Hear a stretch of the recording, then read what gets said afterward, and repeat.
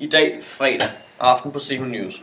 I dag skal vi tage et kig på den store danske virksomhed Ego, som i morgen kom ud med et årsregnskab for 2012. Virksomheden Ego blev grundlagt af Carl Tusbar i 1963 i den sønderjyske by Bredebro.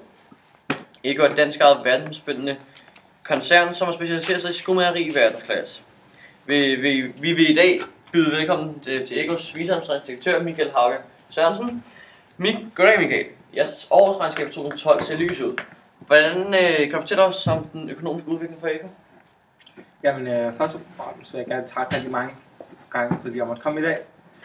I morges kom vi ud med et årsregnskab for 2012, og tallene afspiller et fantastisk fremgang i både vores omsætning og vores overskud, og vi har faktisk formået at få vores største overskud nogensinde.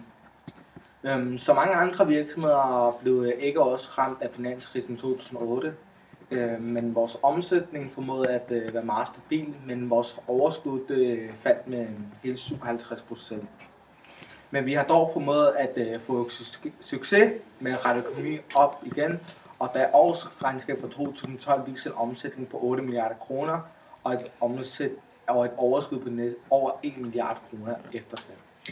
Hvad skyldes denne fremragende fremgang for Ego? Jamen, det skyldes, at vi har aktiviseret os rigtig meget i dag. Vi befinder os med 50 forskellige lande, og vi har vores 1000 egne forretninger. Vi har produktion både i Slovakiet, Kina, Thailand og Indien, så vi har produktion rundt omkring hele verden, og vi har rigtig lave produktionsomkostninger sammenlignet med vores konkurrenter i branchen. Hvordan forløber Egos distributionskæde og værdikæde, og spiller det en stor rolle for Ego? Jamen, vores distributions- og værdikæde er lidt anderledes i forhold til andre virksomheder. Vi ejer nemlig selv alle ledene i værdikæden og distributionskæden. Det starter med, at vores egen designer designer nye kollektioner. Herefter så har vi nogle graverier, som nogle fabrikker, hvor vores skind forarbejdes. Herefter skal vi sende et skind over til vores fabrikker. Og her bliver skoene så produceret, og så sender skoene så over til vores egen forretning rundt omkring hele verden, sammen med vores samarbejdspartnere. Og vores værdikæder og distributionskæde er med til at gøre Ego meget unikke i forhold til vores konkurrenter, fordi vi selv har kontrol over det hele. Vi kan selv ændre alt, uden vi skal love en leverandør eller noget. Men er Ego en produktions- eller en handelsvirksomhed, og hvilken marked er det virksomhed på?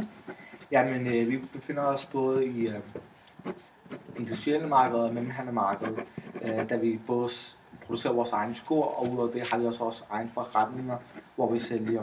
Men samtidig, så derfor er Ego både en produktions- og en handelsvirksomhed, der vi producerer og sælger videre til andre virksomheder. Ja, mange tak for, at du vil deltage, Michael.